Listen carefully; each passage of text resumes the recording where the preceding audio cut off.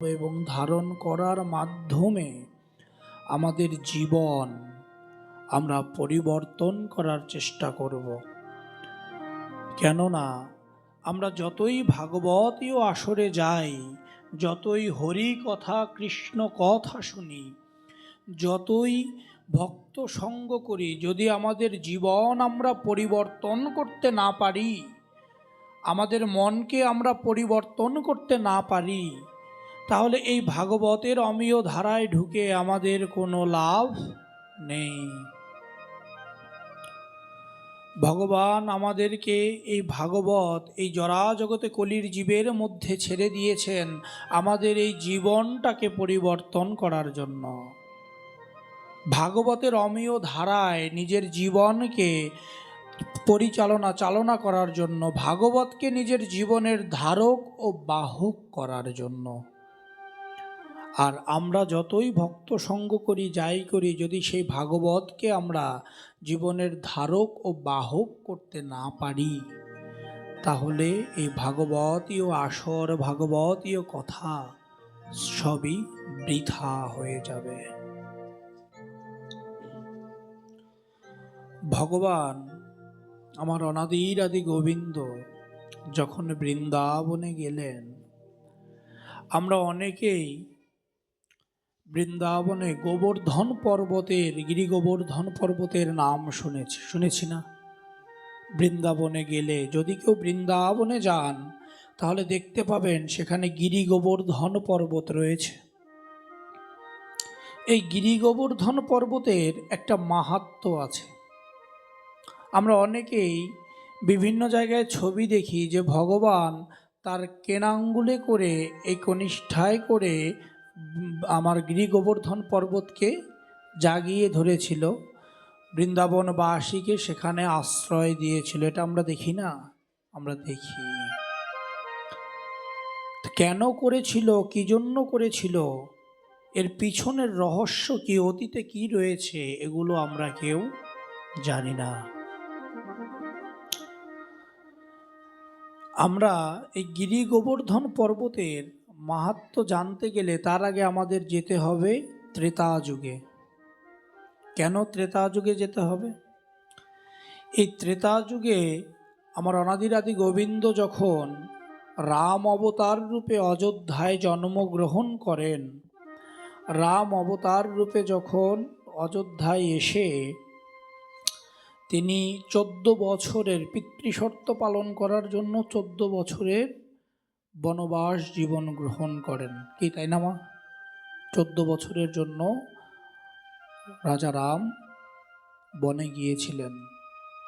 যখন বনে গিয়েছিলেন, তখন রাবণ মাতা সীতাকে পঞ্চবটী থেকে হরণ করেছিল। কেন হরণ করেছিল সেটা কি আমরা কেউ জানি? আমরা জানি রাবণ একজন দুরাচারী পাপাত্মা। তো রাবণ কেন হরণ করেছিল সেটাও আমরা কেউ জানি না।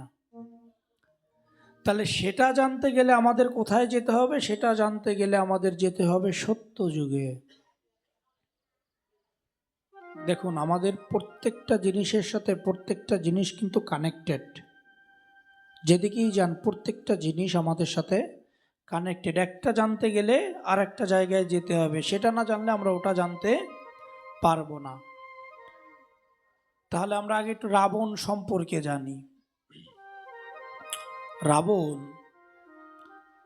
ছিল আমার বৈকুণ্ঠের দ্বারপাল। ভগবান বিষ্ণু যে লোকটায় থাকেন সেই লোকটার নাম হচ্ছে বৈকুণ্ঠ লোক। সেই বৈকুণ্ঠ লোকে দুজন দ্বারপাল আছে। সেই দুজন দ্বারপালের নাম হচ্ছে জয় এবং বিজয়।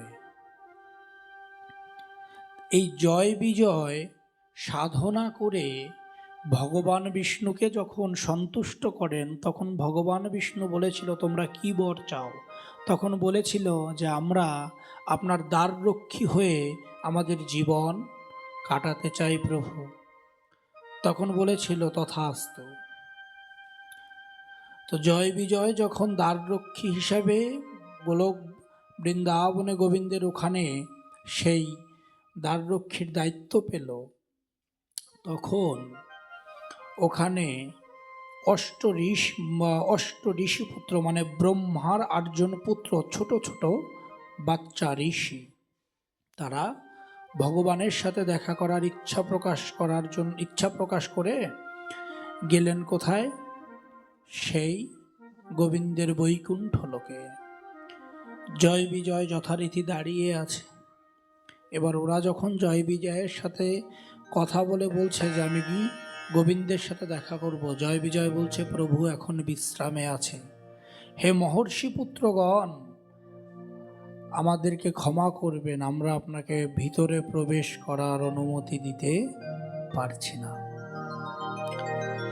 সেই ঋষিপুত্র রাগে ক্রোধান্বিত হয়ে জয় বিজয়কে অভিশাপ দিল যে তোমরা যে অহংকারে, যে অহমিকায় আমাকে গোবিন্দের সাথে দেখা করতে দিলে না, সেই গোবিন্দকে তোমরা জনম জনম খুঁজে বেড়াবে।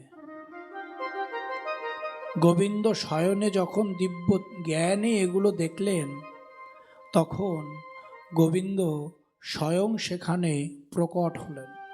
প্রকট হয়ে বলছেন যে হে ঋষিপুত্রগণ, এ আপনারা কি করলেন? ক্রোধের বশে হয়ে ওদেরকে অভিশাপ দিলেন। ওরা তো আমার আজ্ঞাবহ দূত, ওরা আমার আজ্ঞা পালন করছে, এখানে তো ওদের কোনো দোষ নেই, তাহলে কেনই বা আপনারা ওদেরকে অভিশাপ দিলেন? তখন ঋষিপুত্ররা তাদের ভুল বুঝতে পারল। ভুল বুঝতে পেরে তখন বলছে যে যে অভিশাপ একবার বেরিয়ে যায় সে অভিশাপ আর ফেরত নেওয়া যায় না। তো হে গোবিন্দ, আপনি এর 2টো পথ বলে দিন। তখন গোবিন্দ বলল যে হে জয় ও বিজয়, 2টো পথ খোলা আছে। কি 2টো পথ? একটি পথ হচ্ছে তোমরা আগামী 7 জন্ম পর্যন্ত আমাকে খুঁজে বেড়াবে, অথবা আগামী 3 জন্ম পর্যন্ত আমার সাথে শত্রুতা নিভিয়ে আবার আমার এই বৈকুণ্ঠে ফিরে আসবে। এখন জয় বিজয় বলছে প্রভু আমরা দ্বিতীয়টাই বেছে নিলাম। বলে কেন? তোমরা আমার এত ভক্ত, এত পরম ভক্ত, তোমরা আমার সাথে শত্রুতা নিভাতে চাইলে? তখন জয় আর বিজয় বলছে প্রভু 7 জন্ম আপনার পরশ পেয়ে হারানোর থেকে 3 জন্ম আপনার সাথে শত্রুতা নিভিয়ে আপনার চরণে তো আসতে পারবো। ও প্রভু, তবে একটা নিবেদন আপনার কাছে করে যাই, যেই 3 জন্মে আপনার হাতেই যেন আমাদের দেহাবসান হবে। চাইনি তাই গৌর হরি বল।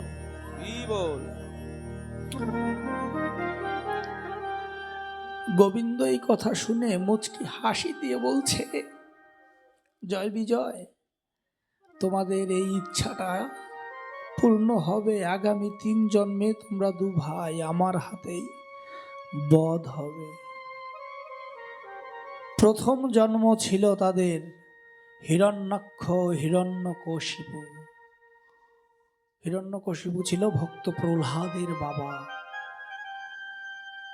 ভগবান তার 10 অবতারের মধ্যে নরসিংহ অবতার রূপ ধারণ করে হিরণ্যকশিপুরকে বধ করেছিলেন, আর হিরণ্যকে বধ করেছিলেন কুর্ম অবতার রূপ ধরে। ত্রেতা যুগে এই 2 জন ছিল, কে? রাবণ এবং কুম্ভকর্ণ। আর দাপর যুগে ছিল কংস এবং জরাসন্ধ। এই হচ্ছে রাবণের পূর্বজন্মের ইতিহাস। তো রাবণ উদ্ধার হওয়ার জন্য মাতা সীতাকে হরণ করলেন। যখন মর্যাদা পুরুষোত্তম রাম বনে বনে ঘুরে যখন মাতা সীতার সন্ধান না পায়, তখন বানররাজ সুগ্রীবের সাহায্য নিলেন। যখন হনুমান সাগর পাড়ি দিয়ে লঙ্কায় পৌঁছালেন, মাতা সীতার খোঁজ এনে যখন আমার রামকে দিলেন, এবার রাম চিন্তা করে এই সীতাকে উদ্ধার করতে যেতে হবে। তখন হনুমান বলে, প্রভু, মাতা সীতাকে উদ্ধার করতে যাবেন, কিন্তু তার মাঝখানে বড় একটা বাধা রয়েছে। কি বাধা? একটা বিশাল সমুদ্র রয়েছে প্রভু। এই সমুদ্র দিয়ে তো আমাদের সেনারা যেতে পারবে না, আমি না হয় আপনাদের দু ভাইকে নিয়ে চলে যাব।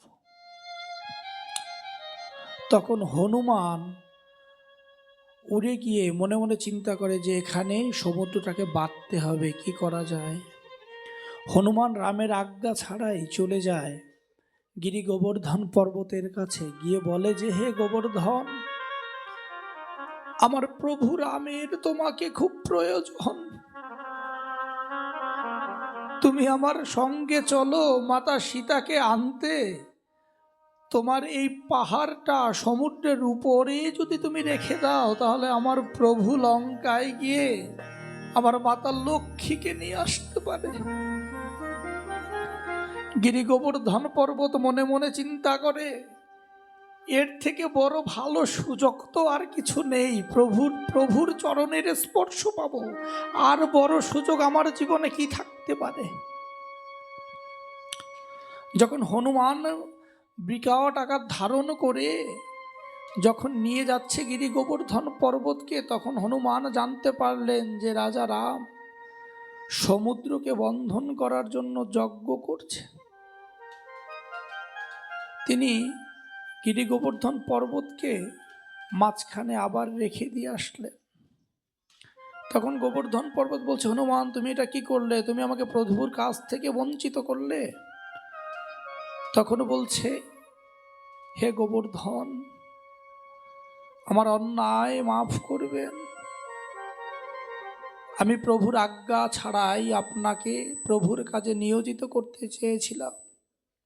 তবে আপনাকে একটা কথা দিয়ে যাই, দাপর যুগে যখন আমার প্রভু আবার অবতার রূপে ধরাধামে আসবে, তখন আমার প্রভু নিজের হস্তে আপনাকে ধারণ করবে, আপনার আকাঙ্ক্ষাটা পূর্ণ হবে। বৃন্দাবনে যখন প্রভু ছিল, তখন গিরি গোবর্ধন পর্বত ওখানে স্থাপিত প্রভুর পথপানে চেয়ে বসে আছে, কবে প্রভু আসবে, কবে প্রভুর দর্শন পাবে, কবে প্রভু তাকে স্পর্শ করবে। এই চিন্তা করে তার দিন বয়ে যায়, রাত বয়ে যায়, কিন্তু প্রভু আর আসে না। তখন গিরি গোবর্ধন পর্বত চিন্তা করে যে আমার কি এ জন্মটা বিফলে যাবে। হনুমান যে কথা দিল আমার প্রভু আসবে, আমাকে ধারণ করবে, সেই দিন আমার কবে আসবে? আদৌ কি আমার জীবনে সেই দিনখানা আসবে? এটা মনে মনে চিন্তা করে। তখন আমাদের রাজা ইন্দ্র, স্বর্গের রাজাকে ইন্দ্র নিজেকে মনে করে তার থেকে বড় শক্তিশালী আর কেউ নেই। বৃন্দাবনে ইন্দ্রের পূজা দেয়া বন্ধ করে দিলেন আমার অনাদির আদি গোবিন্দ। ইন্দ্র রাগে ক্ষোভে ওখানে ভারী বর্ষণ সৃষ্টি করল, বৃষ্টি ধারা, যেমন বজ্রপাত তেমন বৃষ্টি।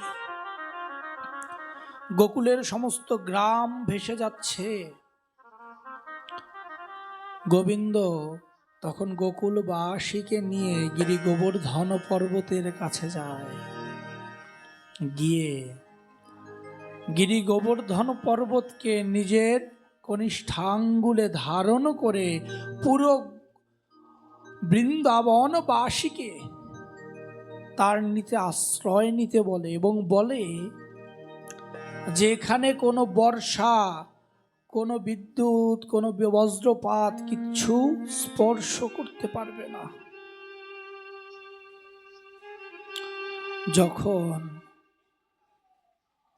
ওর ভিতরে গোকুলবাসী যায়, তখন ইন্দ্র আরো বেশি ক্রোধান্বিত হয়ে যায়। ক্রোধান্বিত হয়ে ইন্দ্র স্বয়ং প্রকট হয় যে এই বাচ্চা শিশু কৃষ্ণ যে আমার সাথে শত্রুতা নেভাচ্ছে। কারণ অহংকার যখন মানুষের জীবনে আসে, তখন মানুষের জ্ঞান চক্ষু বন্ধ হয়ে যায়। তখন গোবিন্দকেও আমরা কেউ চিনতে পারি না। আমাদের ভিতরে 6টা রিপু আছে বাবা: কাম, ক্রোধ, লোভ, মোহ, মদ, মাৎসর্য। এই 6 রিপুর বশে যখন আমরা থাকি, তখন আমরা আর গোবিন্দকে চিনতে পারি না। গোবিন্দ আমাদের সামনে এসে থাকলেও আমরা তাকে দুচ্ছাই দুচ্ছাই করে পাঠিয়ে দিই। তাই আমাদের জীবন থেকে সর্বাগ্রে এই অহংকার ত্যাগ করতে হবে, অহমিকা রাখা যাবে না। সবার সাথে ভাতৃসুলভ, পিতৃসুলভ, মাতৃসুলভ আচরণ করতে হবে। যদি সেগুলো না করি, বিন্দুমাত্র কৃপাও আমার প্রতি বর্ষিত হবে না।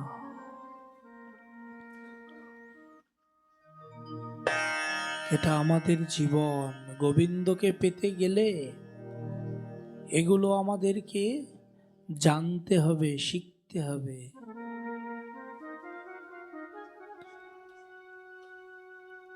যতই জীবন যৌবন পার করে দেই না কেন, যদি নিজের ভিতরে অহমিকা থাকে, তখন আর গোবিন্দকে দর্শন করা আমাদের পক্ষে সম্ভব নয়। ইন্দ্রদেব সে অহমিকার মধ্যে ছিলেন। অহমিকার মধ্যে থেকে নিজেকে স্বর্গের অধীশ্বর ভাবতে শুরু করেছেন। তখন ভগবান তার চতুর্ভুজ রূপ ধারণ করে ইন্দ্রদেব তার ঐরাবতে বসে যখন বৃন্দাবনে এসেছেন, তখন ভগবান তার চতুর্ভুজ রূপ ধারণ করে ইন্দ্রের অহংকারের যখন পতন করলেন, তখন ইন্দ্র বুঝতে পারলেও যে আমি কার সাথে দ্বন্দ্বে নেমেছিলাম। ইন্দ্রদেব তার ভুল বুঝতে পেরে আমার গোবিন্দের চরণে গিয়ে বলছে, গোবিন্দ, আমি তো ভুল করেছি, অহমিকার আবেশে এসে তোমাকে তো আমি চিনতে পারিনি। গোবিন্দ, তুমি আমাকে ক্ষমা করো, আমাকে তুমি উদ্ধার করে নাও। গোবিন্দ, আমার এই ভুল মার্জনা করে আমার এই অহংকারকে চিরতরে আমার এই মন থেকে বিদায় করে তোমার শরণে আশ্রয় দাও, যাতে তোমার চরণের দাস হয়ে থাকতে পারি।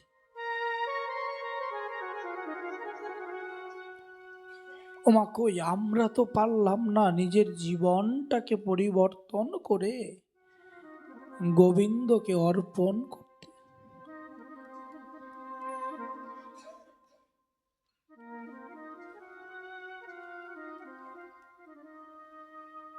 আমি দিবানিশি গোবিন্দকে খুঁজে যাই, খুঁজে বেড়াই, কিন্তু গোবিন্দকে আর পাই না।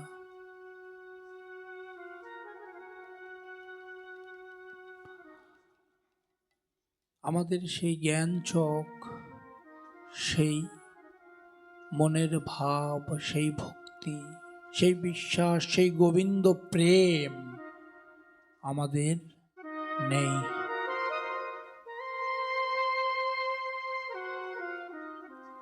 আজকে গোবিন্দের প্রতি আমার সেই প্রেম নেই, সেই ভক্তি নেই, সেই ভালোবাসা নেই, সেই জ্ঞান চোখ নেই যা দিয়ে আমি গোবিন্দকে দর্শন করতে পারি।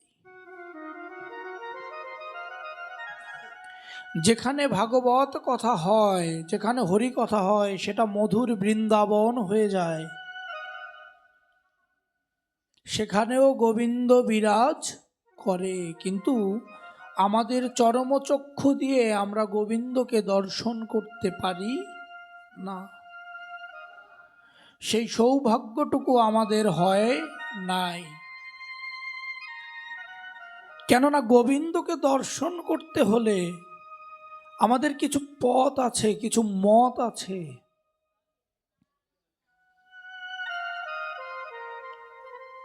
আমরা অনেকেই গুরুর আশ্রয়ে যাই, গুরুর চরণ আশ্রিত হই। সে গুরুর চরণ আশ্রিত হয়ে গুরু আমাদের একটা দীক্ষা মন্ত্র দেয়, একটা বীজ মন্ত্র দেয় আমাদের কানে। যখন সেই বীজ মন্ত্র দেয় তখন গুরুদেব বলে, বাবা 3 বেলা না পারলেও অন্তত 1 বেলা করিস। তো আমরা কিছুই করতে পারি না। আমরা 1 বেলাও সঠিক করে সেই দীক্ষা মন্ত্র জপ করতে পারি না। তাহলে আমরা কি করে গোবিন্দের চরণ পাব? কি করে গোবিন্দ দর্শন আমাদের জীবনে হবে? কি করে ভক্তি ভাব উদয় হবে? কি করে ভক্তি মার্গে আমরা চলতে পারবো?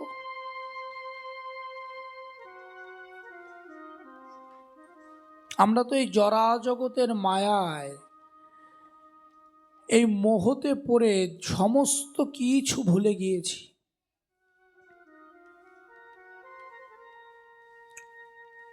আমরা প্রত্যেকেই মোহ মায়ার বশে পড়ে রয়েছি। যে মোহ মায়ার বশে আমরা গোবিন্দকে ভুলে গেছি। তাহলে আমাদের কি করে সে গোবিন্দ প্রেম হবে?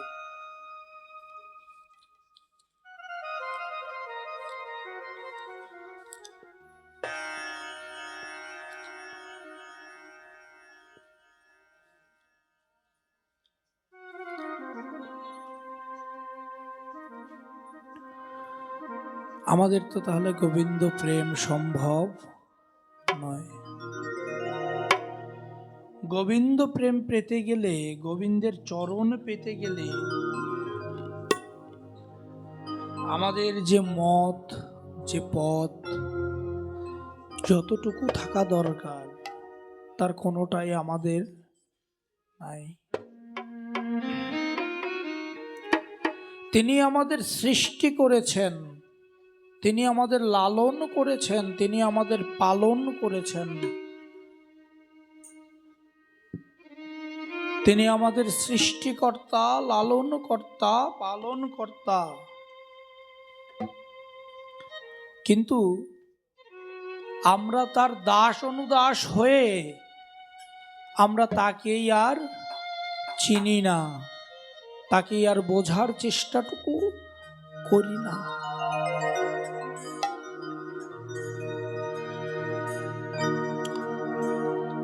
তুমি সৃষ্টি হে গোবিন্দ, তুমি সৃষ্টি হে গোবিন্দ, আমরা তব পূজারি। তুমি প্রভু অন্তর্যামী, দুঃখ দাপহারী। তুমি প্রভু অন্তর্যামী, দুঃখ দাপহারী।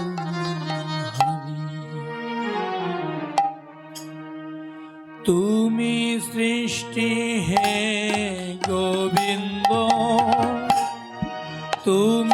সৃষ্টি হে গোবিন্দ, আমরা তব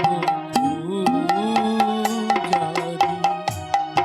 তুমি প্রভু অন্তর্যামী, তাপহারি। তুমি প্রভু অন্তর্যামী, দুঃখ তাপহারি।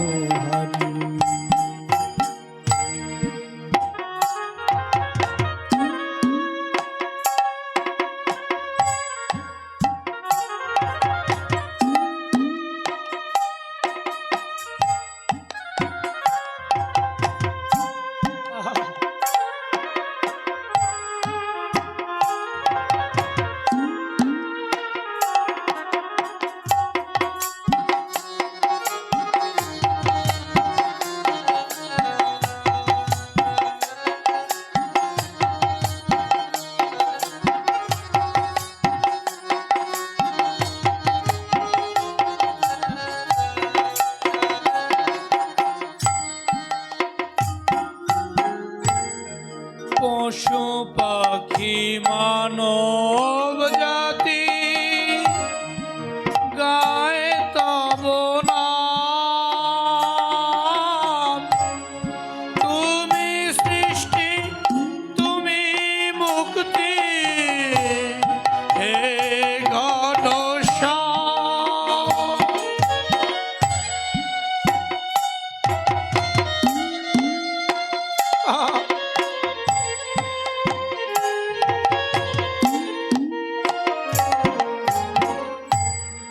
পশু পাখি মানব জাতি গায়ে তব নাম। তুমি সৃষ্টি, তুমি মুক্তি, হে ঘনশ্যাম। সঙ্গে করি রায় কিশোরী, সঙ্গে করি রায় কিশোরী, দর্শন দাও হরি। তুমি প্রভু অন্তর্যামী, তাপহারি। তুমি প্রভু অন্তর্যামী, দুঃখ তাপহারি।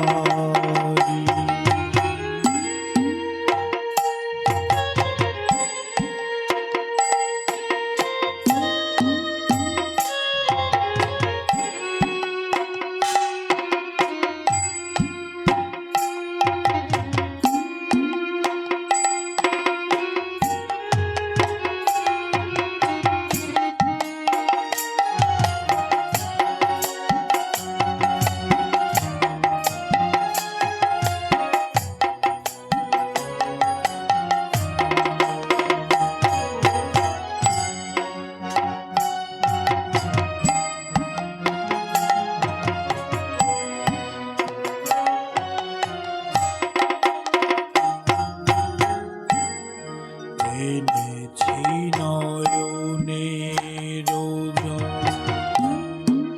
ধোয়াতে চরণ। ভক্তি ফুল সাথে আরো চন্দন।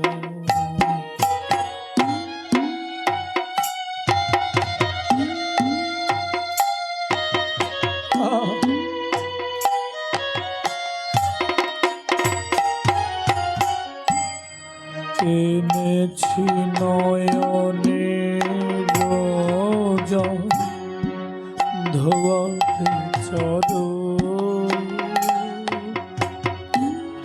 ভক্তি ফুল সাথে আরো চন্দন। সাজিয়েছি ডালা তোমার, সাজিয়েছি মালা তোমার ও হে গিরি ধারী, তুমি প্রভু অন্তর্যামী,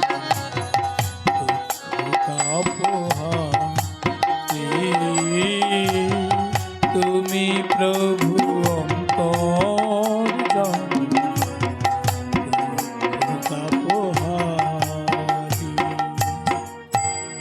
তুমি সৃষ্টি হে গোবিন্দ, তুমি সৃষ্টি হে গোবিন্দ, আমরা তবু তুমি প্রভু অন্তর্যামী, দুঃখ তাপহারী,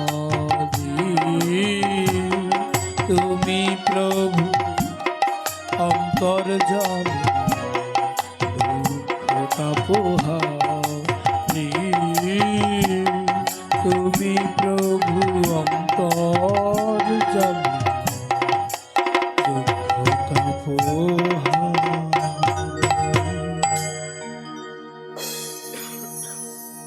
গোবিন্দ তুমি দুঃখ তাপহারী, একমাত্র তুমি শুরু, তুমি শেষ, তোমাতেই সৃষ্টি, তোমাতেই লয়। এই দেহ মন প্রাণ রং রূপ যৌবন সব দিয়েছি আজি তোমারই পায়। ওমা গোবিন্দকে ভজন করতে হলে, গোবিন্দ কীর্তন করতে হলে, গোবিন্দকে পেতে হলে, গোবিন্দের চরণ যুগল সেবা করতে হলে ধ্যান জ্ঞান সবকিছু এক করে চৈতন্য হয়ে যেতে হয়।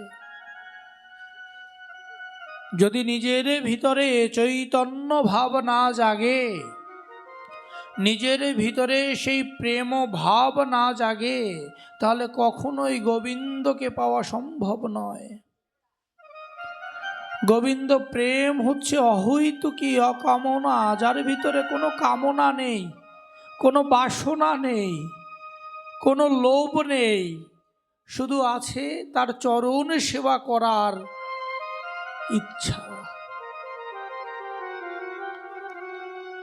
আমারে মনে শুধু একটাই বাসনা যে হে গোবিন্দ, যেদিন এই মায়ার জগৎ ছেড়ে আমি আমার নিজ দেশে চলে যাব, গোবিন্দ সেই দিন তুমি তোমার ওই চরণ দুখান আমার সাথে দিয়ে আমাকে উদ্ধার করে দিও। একমাত্র তুমি ব্যতীত তো আর আমাকে কেউ উদ্ধার করতে পারবে না। এই জরা জগতে আমার তো আর কোনো বান্ধব নেই গোবিন্দ, একমাত্র বান্ধব তো তুমি। করুণা নিদান দয়ার সাগর, আমাকে কৃপা করো, দর্শন দাও। তোমার পথে তোমার মতে যেন আমার মতি থাকে, আমার মন, আমি যেন কোনো দিক ভ্রষ্ট না হই।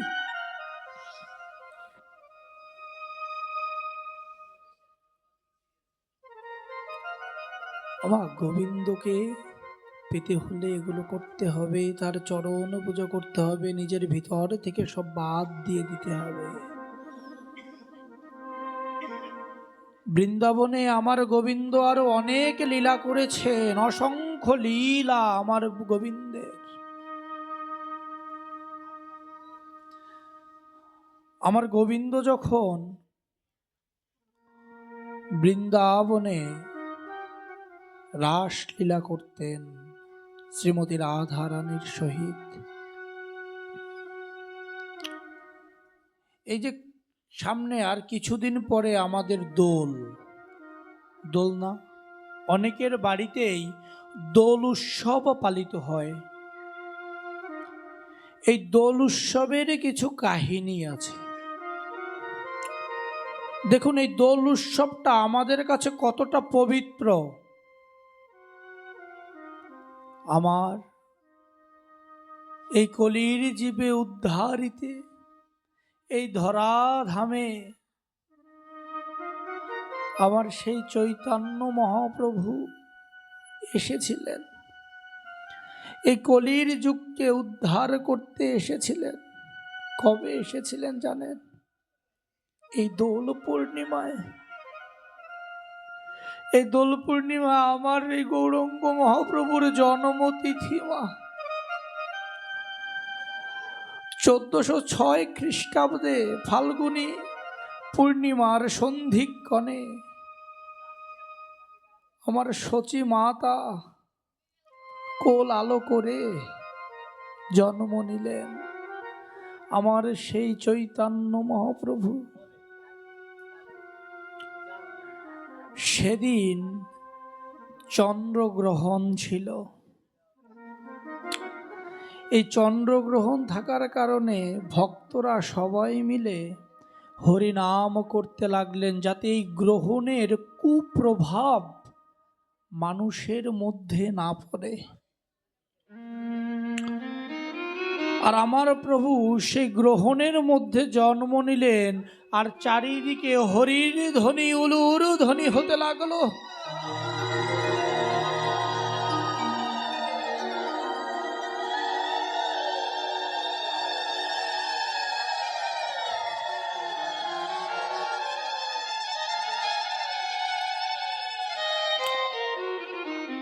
আমার গৌরাঙ্গ মহাপ্রভু এই দোল পূর্ণিমায়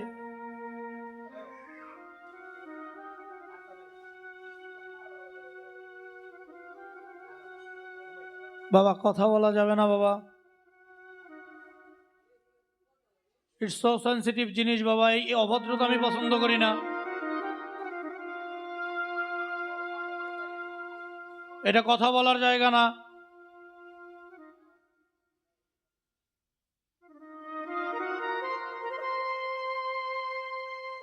জানি তাই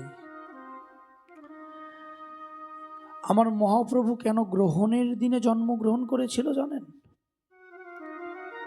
এই কলির জীবকে শেখাতে যে, হে কলির জীব, তোমরা সমস্ত কিছু ভুলে, সমস্ত মোহ মায়া সব কিছু ভুলে এই হরি নামে মত্ত থাকো।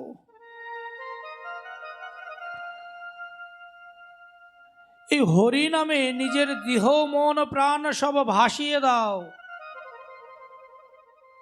আমার গৌরাঙ্গ মহাপ্রভু এই শিক্ষা যেদিনকে তিনি এই ধরাধামে আসে 1406 খ্রিস্টাব্দে ফাল্গুনী পূর্ণিমায়, এই যে দোল পূর্ণিমা যেটাকে বলি, এটাকে আর একটা নাম বলা হয় গৌর পূর্ণিমা। এটা আমরা অনেকে জানি না যে দোল পূর্ণিমার আর এক নাম হচ্ছে গৌর পূর্ণিমা।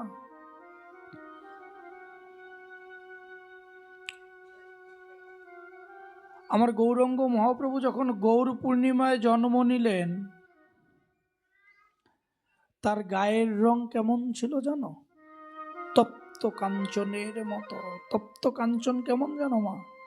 সেটা হচ্ছে কাঁচা হলুদ, যেমন সে কাঁচা হলুদের মতো রং ছিল, তাই তাকে বলা হতো গৌর হরি।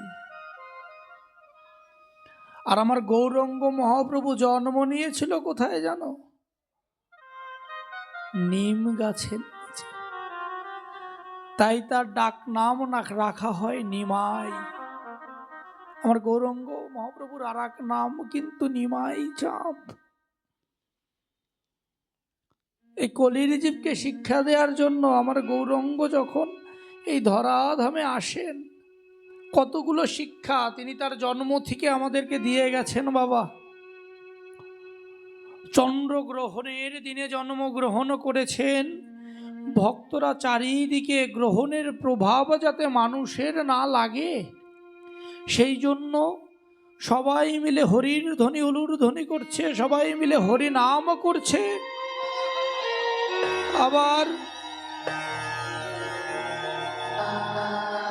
তার এই জন্মক্ষণে তার দৈহিক রং ছিল তপ্ত তপ্ত কাঞ্চনের মতো সোনার মতো দেখতে ছিল, তাই তাকে সোনার গৌরাঙ্গ বলা হয়, গৌর বলা হয়। নিম গাছের নিচে জন্ম নিয়েছে, তাই তাকে নিমাই বলা হয়। ওমা, আমাদের বাড়িতে কিন্তু অনেকের নিম গাছ আছে, আমরা কিন্তু বলি যে নিম গাছ অনেক পবিত্র জিনিস। নিম গাছ কিন্তু অনেক পবিত্র জিনিস বাবা, যে সে গাছ নয় এই নিম গাছ।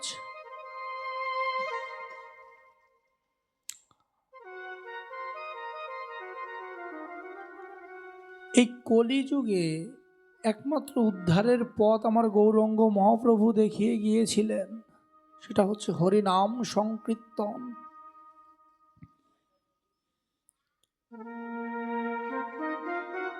হরিনামে নিজের দেহকে ভাসিয়ে দেয়া।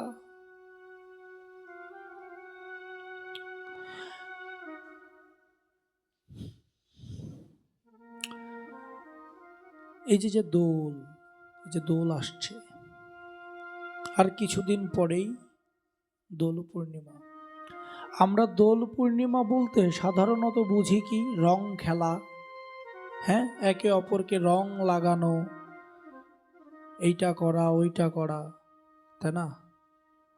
আদৌ কি দোল পূর্ণিমা মানে রং খেলা? না। দোল কি আদৌ সবাইকে নিয়ে রং খেলে হাসি ঠাট্টা করে মদ খেয়ে মাতাল হয়ে রাস্তায় পড়ে থাকা? না।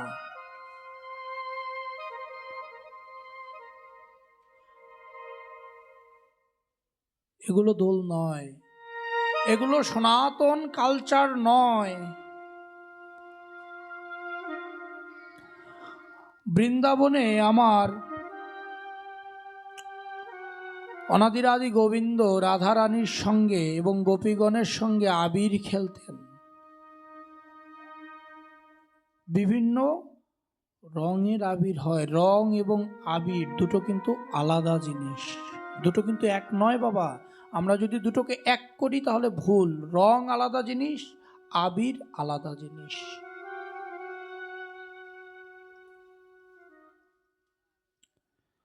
আমার অনাদির আদি গোবিন্দ কি করতেন, গোপীগণকে সাথে নিয়ে এবং আমার রাধারানী শ্রীমতী রাধারানীকে নিয়ে আবির খেলতেন। কোথায় খেলতেন? নিধুবনে খেলতেন। বৃন্দাবনে গেলে কেউ দেখবেন বৃন্দাবনে নিধুবন আছে, সে নিধুবনে খেলতেন। সে আবিরটা ছিল কি জানেন? শ্রীকৃষ্ণের প্রেম ও রং। ওই রঙে সবাইকে রাঙিয়ে দিতেন, কেননা এটা শিক্ষা দিতে যে কৃষ্ণ প্রেম কাকে বলে, কৃষ্ণ ভক্তি কাকে বলে, কৃষ্ণ ভালোবাসা কাকে বলে। আমরা কি করি? আমরা দোলের দিনকে অনেকেই আছি, আমরা মদ খাই, মদ খেয়ে মাতাল হয়ে ঘুরে বেড়াই, হ্যাঁ, এরে রং দিই ওরে রং দিই, রং দিয়ে ভূত হয়ে যায়। কি বাবা করি না? আমরা করি। এগুলো দোলের মাহাত্ম্য না, এগুলো দোল না। এগুলো যারা করে তারা দোল করে না, তারা তামাশা করে, রঙ্গ তামাশা। আমাদের সনাতন ধর্মে যে কোনো অনুষ্ঠান, পূজা পার্বণ, যে কোনো অনুষ্ঠান করতে গেলে তার একটা নিত্যাদি কর্মাদি নিয়ম আছে। প্রত্যেকটা জিনিসের একটা নিয়ম আছে। আমরা সেইগুলো বাদ দিয়ে অনেক সময় অনেক অতিরঞ্জিত কিছু জিনিস আমরা করি, যেগুলো আমাদের সনাতন শাস্ত্র কখনো সাপোর্ট করে না। এগুলো বহির্ভূত।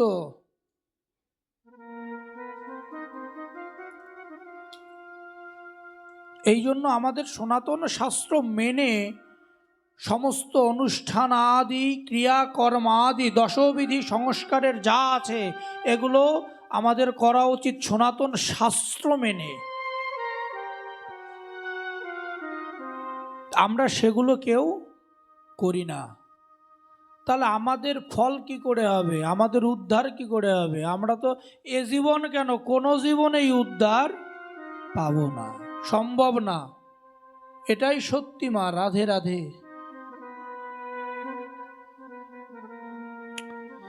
এই যে দোলের আগের দিনকে আমাদের অনেকের বাড়িতে ন্যাড়া পোড়া হয় না? অনেকের বাড়িতে দেখবেন ন্যাড়া পোড়া হয়। একটা ঘর বানায়, ঘর বানিয়ে এরপরে ওইটাকে পোড়ায়, চতুর্দিক প্রদক্ষিণ করে পোড়ায়। এটাকে বলা হয় হোলিকা দহন। আমরা বলি ন্যাড়া পোড়া, এটাকে শাস্ত্রে বলে কি হোলিকা দহন। কেন হোলিকা দহন বলা হয়? একটু আগে আমরা ভক্ত প্রহ্লাদের কথা বলেছিলাম। এই ভক্ত প্রহ্লাদ জন্ম থেকেই আমার অনাদিরাদি গোবিন্দের ভক্ত ছিলেন, আর তার বাবা হিরণ্যকশিপুর ছিলেন গোবিন্দের বিরোধী, তার শত্রু। আর এই হোলিকা ছিল হিরণ্যকশিপুরের বোন। হিরণ্যকশিপুর একদিন হোলিকাকে বলে, তোমার আগুনের তাপে তুমি প্রহ্লাদকে নিয়ে আমি অগ্নি শিখা সাজিয়ে দেব, এই অগ্নি শিখার উপরে তুমি বসবে, বসে প্রহ্লাদকে সাথে নিয়ে বসবে, যাতে ওই আগুনের তাপে আর তোমার এই দহনের তাপে প্রহ্লাদ পুড়ে ভস্ম হয়ে যায়। হরি বল, রাধে রাধে। যেই ভাবা সেই কাজ। হোলিকা ঠিকই প্রহ্লাদকে কোলে নিয়ে বসেছে। আমার অনাদির আদির ভক্ত যারা, আমার পরম করুণাময় গোবিন্দের ভক্ত যারা, এই জরা জগতে এমন কোনো শক্তি নেই যে তাকে না চালাতে পারে, না পুরাতে পারে। রাধে রাধে।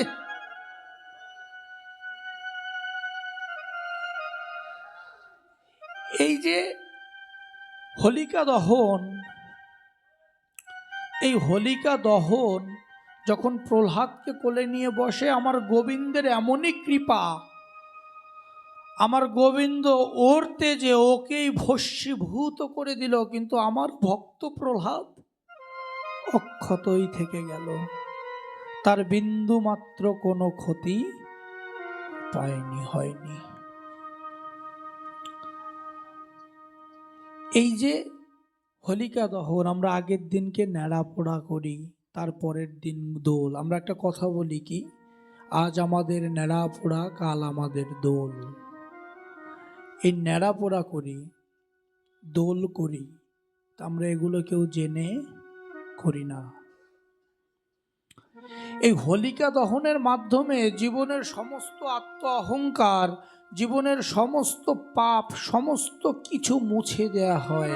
আর আবির রঙের মাধ্যমে নিজের মনকে রাঙানো হয় কৃষ্ণ প্রেমে, কৃষ্ণের চরণ সেবা করার জন্য।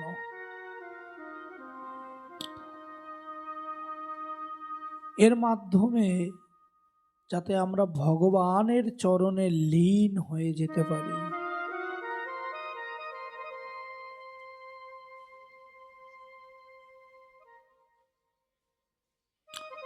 সংস্কৃততে একটা কথা আছে, তব কথামৃত তপ্ত জীবনং কবি ভিড়ি ভিড়াং কলুষাপমহম। অর্থাৎ ভগবানের কথা ও লীলা তপ্ত জীবনের যে শক্তি দেয়, যে প্রেম দেয়, সেগুলো জীবনের ধারক ও বাহক করার উপায়। এই কলিযুগে একমাত্র নাম সংকীর্তন আমাদের এই কলির জীবের উদ্ধারের কারণ। আমার গৌরাঙ্গ মহাপ্রভু এই ধরাধামে এসে আমাদেরকে কি যোগ করতে বলেছে যে তোমরা যাগযজ্ঞ করো না, তোমরা ধ্যান করো না, তোমরা তপ করো বলেছে? তপস্যা করতে কিচ্ছু করতে বলেনি। কি বলেছে? শুধু একটা কথাই বলেছে, তোমরা দিবানিশি নাম করে যাও। গোলকে গোপনে ছিল, ধরাধামে আমার গৌরাঙ্গ মহাপ্রভু আনলো।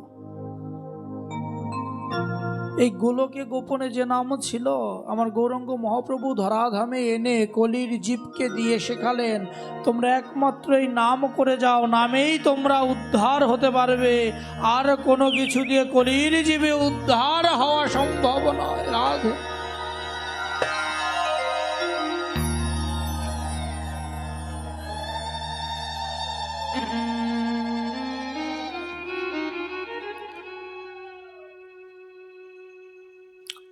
আমরা বলি হরের নামৈব হরের নামৈব হরের নামৈব কেবলম, কলৌ নাস্তেব নাস্তেব নাস্তেব গতিরান্যথা। এই যে হরের নামৈব নামৈব নামৈব কেবলম, এই হরিনাম, এই হরিনাম ছাড়া এই কলিযুগে আর কোনো গতি এই জীবের নাই। নাম ছাড়া আর কোনো কিছু এই কলিযুগে নাই। উদ্ধার হতে গেলে একমাত্র নামই আমার সম্বল।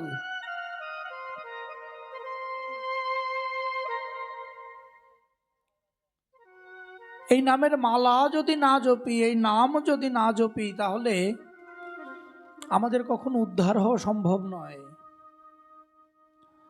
আমার গৌরাঙ্গ মহাপ্রভু কত ত্যাগ স্বীকারই করেছেন এই নাম দিতে গিয়ে।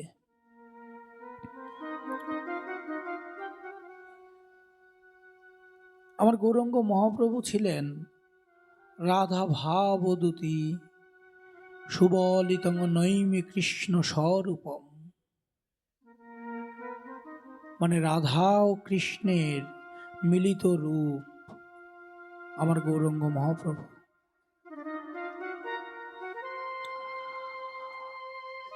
আমার গৌরাঙ্গ মহাপ্রভু যখন রাধার ভাব ও কান্তি নিয়ে নবদ্বীপে অবতীর্ণ হলেন, তিনি অন্তরে কৃষ্ণ, বাহিরে গৌর ছিলেন। বৃন্দাবনে দোললীলায় কৃষ্ণ যখন আবির খেলতেন, তখন গোপীদের প্রেমে তিনি নিজেকে হারিয়ে ফেলতেন। এই যে গোপী প্রেম, গোপী ভাব, এই গোপী প্রেম ছিল অহৈতুকী অকামনা, শুধু কৃষ্ণকে পাওয়ার বাসনা ছিল তাদের মন অন্তরে, আর কিচ্ছু ছিল না। এই কৃষ্ণ প্রেমকে পূর্ণতা দিতে এই কলিযুগে চৈতন্য রূপে এসে হরিনাম সংকীর্তন বিলিয়ে দেয় আমার গৌরাঙ্গ মহাপ্রভু। আমরা জগাই মাধাইয়ের নাম শুনেছিলাম না মা? এই জগাই মাধাই কত বড় পাপী ছিল দেখেন। এই জগাই মাধাই তারা ব্রাহ্মণ সন্তান ছিল, ব্রাহ্মণ কুলে জন্ম ছিল কিন্তু জগাই মাধাইয়ের, কিন্তু কালের পরিক্রমায় তারা চুরি, ডাকাতি, ছিনতাই, মদ্যপান, গো হত্যা, পর নারীর প্রতি দৃষ্টি, পর নারী হরণ, এই সমস্ত পাপ কাজে কুকর্মে লিপ্ত থাকতেন এই জগাই মাধাই। এই নবদ্বীপে যখন আমার গৌরাঙ্গ মহাপ্রভু আসে, জগাই মাধাইয়ের উৎপাতটা তখন অনেক বেশি। এই জগাই মাধাই ভয়ে নবদ্বীপবাসী কাঁপতেন, তারা সবসময় ভয় পেতেন, এই বুঝি কোনো একটা বিপদ আমাদের দিকে ধেয়ে আসলো, এই বুঝি জগাই মাধাই এসে কোনো একটা অঘটন তৈরি করলো। এই চিন্তাটা সবসময় নবদ্বীপের মানুষের মধ্যে কাজ করত। আমার চৈতন্য মহাপ্রভু এবং আমার নিত্যানন্দ মহাপ্রভু মনে মনে চিন্তা করে এই দুটোকে উদ্ধার করতে হবে, আর এই দুটোকে উদ্ধারের মধ্যে দিয়ে হরিনামের প্রচারের প্রথম ধাপ আমরা এগিয়ে নিয়ে যাব।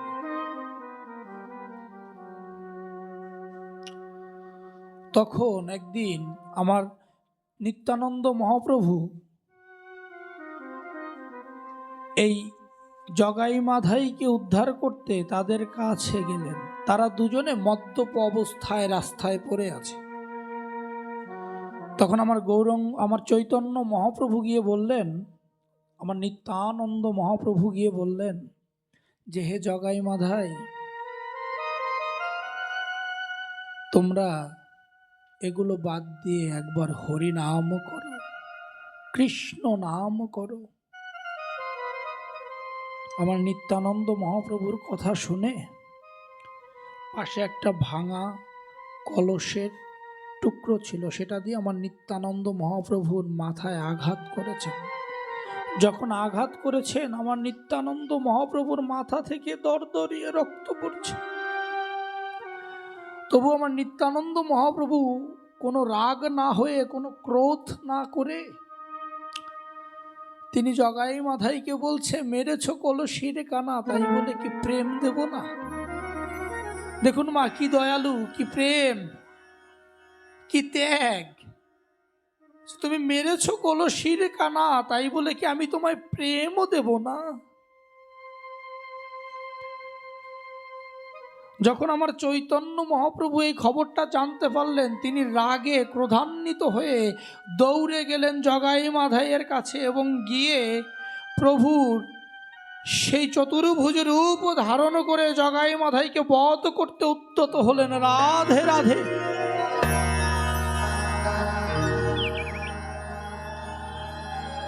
জগাই মাধাই মনে মনে চিন্তা করে, তখন নিত্যানন্দ মহাপ্রভু গিয়ে আমার গৌরাঙ্গ মহাপ্রভুর পা দুটো জড়িয়ে ধরে বললেন, প্রভু আপনি শান্ত হন, আপনি যদি এ কর্ম করেন তাহলে এই কলির জীব তো উদ্ধার হবে না। আপনার অবতীর্ণ হয়েছেনই তো এই কলির মানুষকে উদ্ধার করতে, ওরা তো ভ্রমে আছে, ওরা তো ভ্রমের মধ্যে আছে। ওদের এই ভ্রমের মধ্য থেকে বের করতে হলে আপনাকে তো ক্রোধান্বিত হলে চলবে না।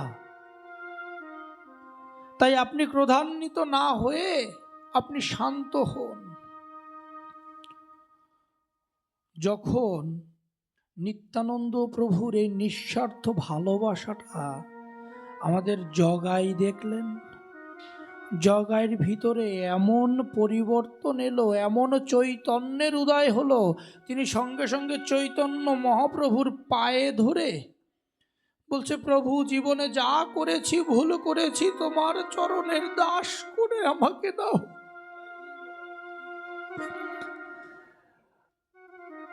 মাধাই মনে মনে চিন্তা করে, সত্যিই তো জীবনের প্রতিটা সময় ভুল কাজ ভুল কর্মেই লিপ্ত ছিলাম, কখন তো গোবিন্দ প্রেম করি নাই, কৃষ্ণ প্রেম করি নাই।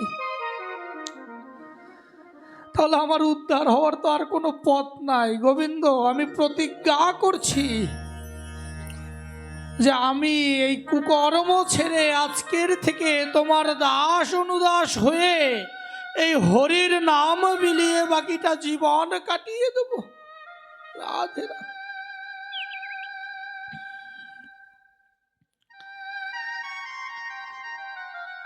এই যে জগাই মাধাই তাদের ভুল বুঝতে পেরে আমার চৈতন্য মহাপ্রভুর চরণে লুটিয়ে পড়ে সারাটা জীবন সর্বক্ষণ হরিনামে মত্ত ছিল।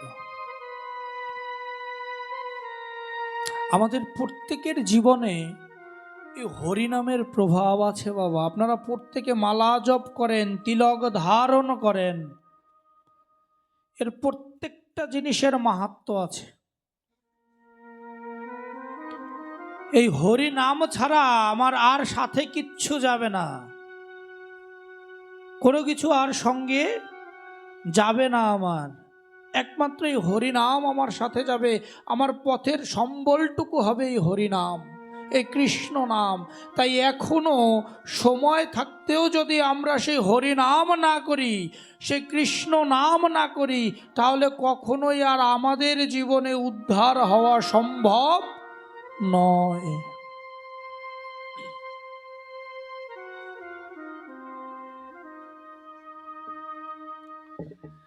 তাই একমাত্র এই হরিনাম ছাড়া আমরা আর উদ্ধার হতে পারবো না। তাই সবাই আমরা আমাদের ভিতরের অহমিকা ভুলে, ক্রোধ ভুলে, সমস্ত কিছু ভুলে আমরা সবাই হরিনামে মত্ত হয়ে হরি নামের মাধ্যমে নিজের জীবনকে পরিবর্তন করে, নিজের জীবনের ভাবধারাকে পরিবর্তন করে সেই গোবিন্দ প্রেমে ব্রতী হই।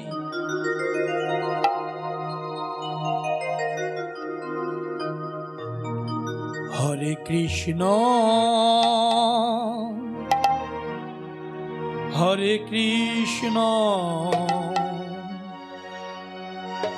কৃষ্ণ কৃষ্ণ হরে হরে, এই নামের মালা তোমরা জপো না, হরি নাম বিনে আর কিছু সাথে যাবে না, হরি নাম বিনে আর কিছু সাথে যাবে না। হরে কৃষ্ণ হরে কৃষ্ণ কৃষ্ণ কৃষ্ণ হরে হরে, এই নামের তোমরা জপো না, হরি নাম বিনে আর কিছু সাথে যাবে না, হরি নাম বিনে আর কিছু সাথে যাবে না।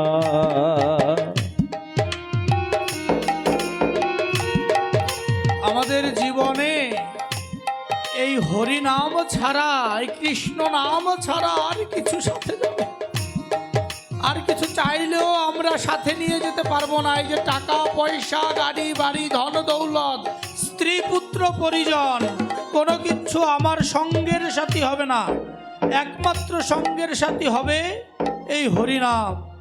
এই হরিনামের গুণে কত পাপী তাপী দুনিয়ায় উদ্ধার হয়ে গেছে। দেখো, জগাই মাধাই দুই ভাই পাপী ছিল, হরিনামের গুণে উদ্ধারিল। জগাই মাধাই পাপী ছিল, হরিনামের গুণে উদ্ধারিল। জগাই মাধাই দুই ভাই পাপী ছিল, এই হরি নামে উদ্ধারিল। জগাই মাধাই দুই ভাই ছিল, হরিনামের গুণে উদ্ধারিল। তেমনি আমরা সবাই হরিনাম কবু বলবো না, হরিনাম বিনে আর কিছু সাথে যাবে না, হরিনাম বিনে আর কিছু সাথে যাবে না। হরে কৃষ্ণ হরে কৃষ্ণ কৃষ্ণ কৃষ্ণ হরে হরে, এই নামের মালা তোমরা জপো না, হরি নাম বিনে আর কিছু সাথে যাবে না, হরি নাম বিনে আর কিছু সাথে যাবে না।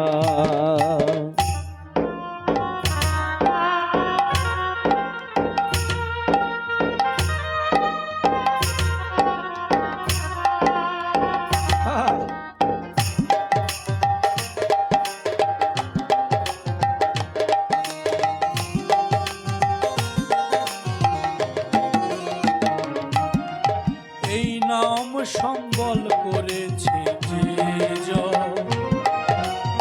ধন্য হয়েছে তার জীবন।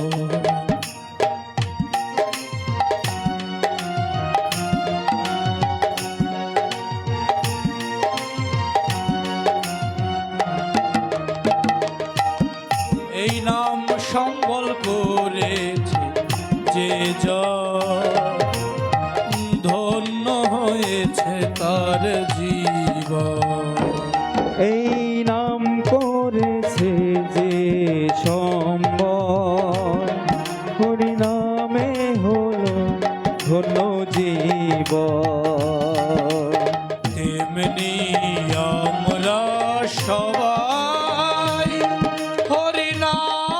কভু বলবো না।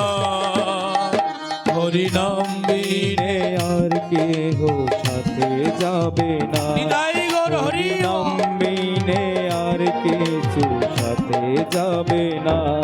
হরে কৃষ্ণ হরে কৃষ্ণ কৃষ্ণ কৃষ্ণ হরে হরে।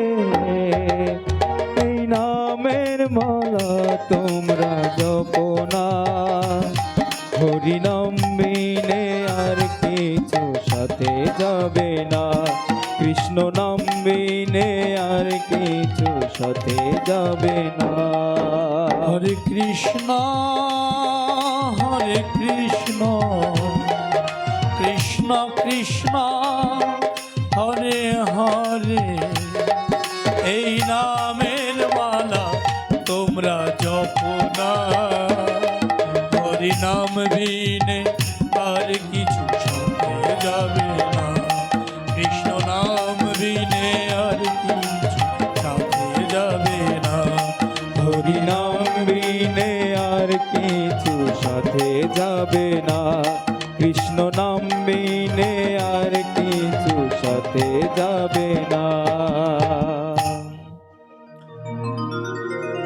মা, যেদিন এই জরা জগৎ থেকে চলে যাব, যেদিন এই দেহর থেকে আমার প্রাণ পাখিটা উড়ে যাবে, সেদিন আমার সাথে দেবে এক মুঠো তিল, দুটো তুলসী পাতা, একটা মাটির হাড়ি। এই টাকা পয়সা, বাড়ি গাড়ি, স্ত্রী পুত্র পরিজন কোনো কিছুই আমার আর সাথে যাবে না।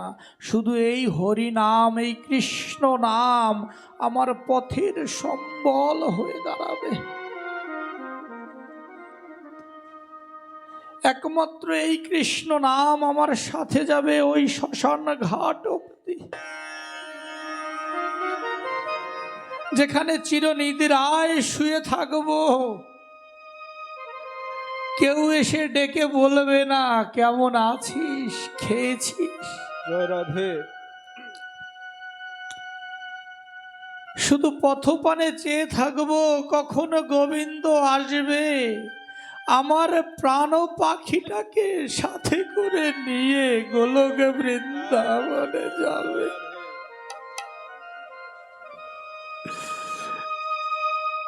আর তো কিছু আমার সাথে হবে না। আজও যদি সময় থাকতে এই হরি নাম, এই কৃষ্ণ নাম আমি না করি, আজও যদি পথের সম্বলটুকু আঁকড়ে না ধরতে পারি, তাহলে শেষের দিনে গোবিন্দর কাছে গিয়ে কি জবাব দেব? গোবিন্দ তো আমাকে বলবে তোকে কি করতে পাঠিয়েছিলাম আর তুই কি করেছিস, তার জবাবটুকু আমাকে দে। তো আমার ঝুলিতে তো কোনো উত্তর থাকবে না গোবিন্দকে দেওয়ার মতো। আমার মানব জীবন ধন্য হবে না গোবিন্দের চরণ না পাওয়া পর্যন্ত।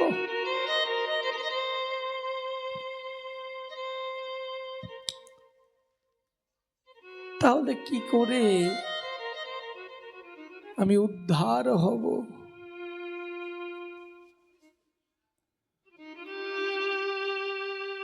টাকা পয়সা, বাড়ি গাড়ি যাই থাকুক, সেগুলোই জরা জগতের মায়া ব্যতীত আর কিচ্ছু নয়।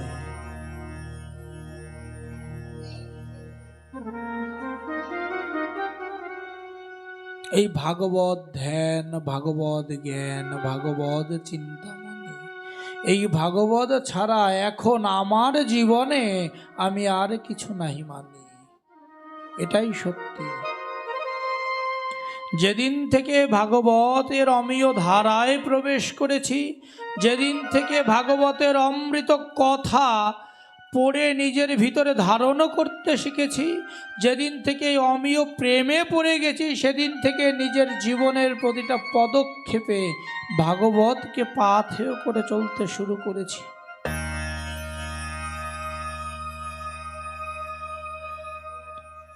এখানে উপস্থিত যত শ্রোতা ভাগবত ভক্তবৃন্দ, ভক্তিমতী মায়েরা এবং বাবারা,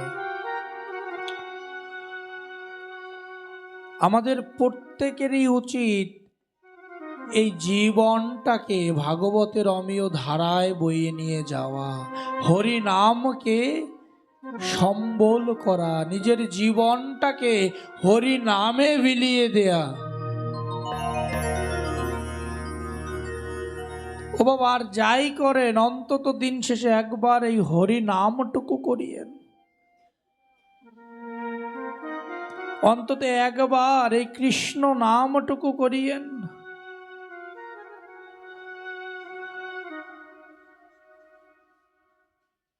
তাহলে জীবনের প্রতিটা ধারা, জীবনের প্রতিটা পথ সুন্দর, সুশীল ও মসৃণ হবে। না হলে সম্ভব নয়।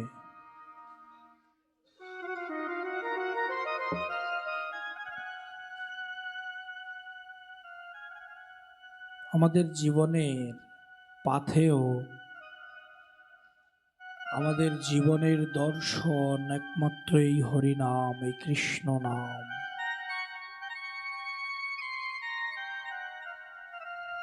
আমরা যে পুণ্য ভূমিতে এখনো বসে আছি, আমার সে পাগল জগদীশ পরমহংসদেব, উনিও কৃষ্ণ প্রেমে পাগল ছিলেন, নিজের জীবন কৃষ্ণ প্রেমে বিলিয়ে দিয়েছেন।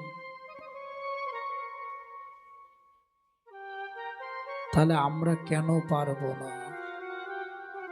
আমাদের পূর্বপুরুষরা দেখিয়ে গিয়েছেন কি করে কৃষ্ণ প্রেম করতে হয়, কি করে কৃষ্ণকে ভজন করতে হয়, কি করে কৃষ্ণ দর্শন পেতে হয়।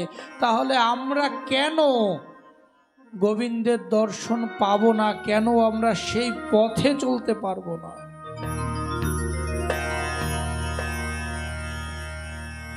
তাই আমাদের সেই চৈতন্য ভাবটুকু অন্তরে ধারণ করতে হবে, সেই চৈতন্য ভাবের ধারায় জীবনটাকে গঠিত করতে হবে, সেই ভাবধারায় নিজের জীবনকে এগিয়ে নিয়ে যেতে হবে।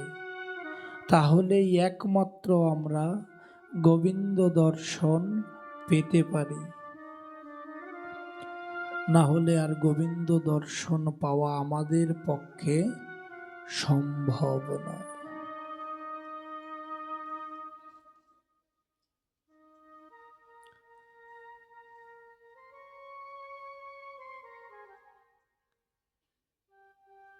যারা আজকে ভাগবত কথা শ্রবণ করছেন, আপনারা আজকে একটা এখানে বসে প্রতিজ্ঞা করে যান যে আজকের থেকে নিজের জীবনটাকে পরিবর্তন করে হরিনামে মত্ত থাকবো, কৃষ্ণ প্রেমে নিজের জীবনটাকে বিলীন করে দেব। এই একটা প্রতিজ্ঞা এখান থেকে সবাই করে যান। একদিন, 2 দিন, 3 দিন কষ্ট হবে, পরবর্তীতে এটা আমাদের নিত্য নৈমিত্য কর্ম হয়ে দাঁড়িয়ে যাবে।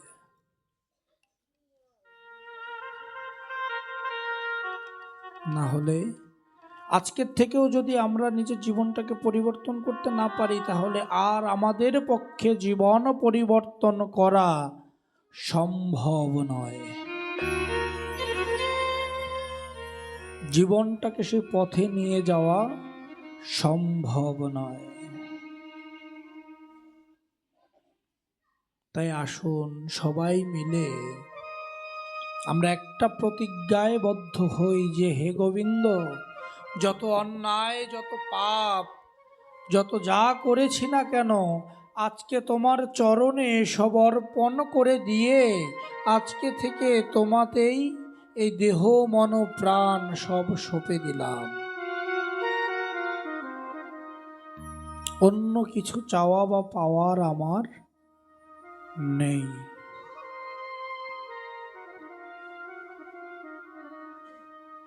রাত্র অনেক হয়েছে, কথা আর বাড়াবো না। আমরা আজকের মতো ভাগবত এখানেই বিশ্রাম দেব। ভাগবত শেষে পাঠ কীর্তন করতে হয়, আমরা পাঠ কীর্তন করব। পাঠ কীর্তন করার পরে সবাই হরিনামে নৃত্য করব। তারপরে আপনাদের সবার জন্য মন্দির কমিটি প্রসাদের ব্যবস্থা করেছে, দয়া করে সবাই প্রসাদ নিয়ে তারপরে বাড়ি যাবেন। আগামীকালকে যে কি হবে এটা বলে দাও। আগামীকালকে আর আগামীকালকে আমার পাগলের তিরোধান উৎসব, সকালে নিত্যদিনের মতো পূজা পাঠ, ধর্মীয় আলোচনা আছে এবং দুপুরে ভোগ রাগ এবং তারপরে মহাপ্রসাদ বিতরণ। দয়া করে সবাই চরণধূলি দিয়ে কৃতার্থ করবেন। তো আসুন আমরা সবাই মিলে পাঠ কীর্তন করি। পাঠ কীর্তন করার পরে হরি নামে নৃত্য করব, সবাই প্রসাদ নেবেন। মন্দির কমিটি প্রসাদের ব্যবস্থা করেছে। তারপরে আমরা যার যার গন্তব্যের উদ্দেশ্যে গমন করব। চলুন আমরা সবাই এখন পাঠ কীর্তন করি। জয় রাধা মাধব।